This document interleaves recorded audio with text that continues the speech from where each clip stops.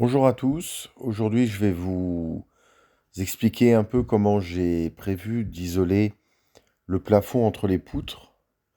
Dans ce petit studio, l'idée était de garder les poutres apparentes, sauf qu'au-dessus, il y a le parquet, comme on le voit là maintenant sur les images.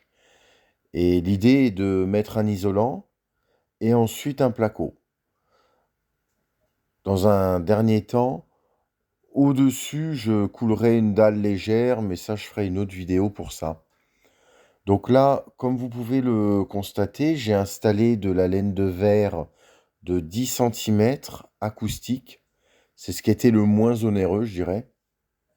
Parce que là, dans ma conception, c'est ce qui est un peu recherché, c'est de rénover le plafond le moins cher possible. Voilà. Donc là, comme vous constatez, j'ai mis comme un peu j'ai pu les plaques de laine de verre. Ensuite, j'ai tout simplement mis des placos BA10. Alors j'ai pris le BA10 parce que j'ai installé ça tout seul et principalement pour le poids. Par contre, le problème du BA10, c'est que c'est plus cher que le BA13. Bon, vous allez me dire, le 10 mm d'épaisseur, est-ce que vraiment ça aurait fait une grande différence? Je pense que le BA13 aurait été tout aussi bien. Et donc dans un premier temps, j'ai ajusté les bandes là, comme vous avez vu. Ça, je vous cache pas que c'était un petit peu compliqué. Mais bon, voilà, faut avoir l'habitude d'ajuster et c'est le plus.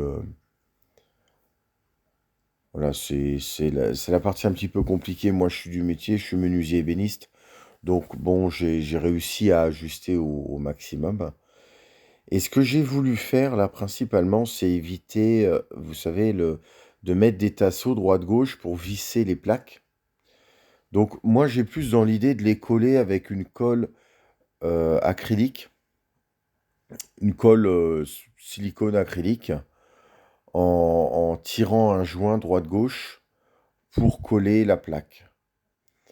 Donc, encore une fois, pour les puristes, c'est sûr qu'on pourra me dire que c'est ni fait ni à faire.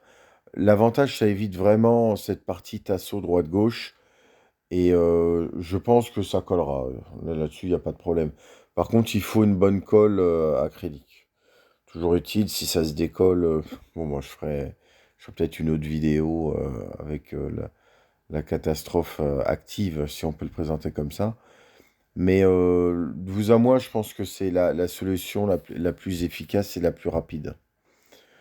Donc là, vous voyez, je balaye un peu la caméra de manière à un peu tout filmer. Pour les parties un peu larges, j'ai même mis des filets de mousse polyuréthane. C'est vrai qu'il faut un bon coup de patte quand même. Mais je pense que ça peut être le bon compromis. En conclusion, j'aurais dans l'idée de... Donc là, les poutres, elles étaient à la base enduits de chaux. Je pense que c'était de la chaux à l'époque, ils avaient dû mettre ça. On voit encore des traces à droite à gauche. Et je les ai grattées. Alors ça a été très dur, je ne vous cache pas. J'en avais plein les yeux, j'en avais partout. Même avec les lunettes, c'était franchement, c'était quelque chose.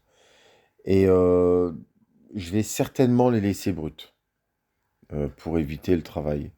Le trop plein de travail. Ce qu'il faut savoir, c'est que le studio, je le rénove seul et je suis pas sur site.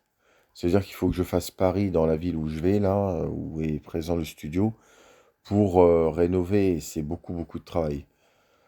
Donc voilà, bah, j'espère que vous apprécierez la vidéo et je vous dis à bientôt. Merci. N'hésitez pas surtout à vous abonner. Merci beaucoup.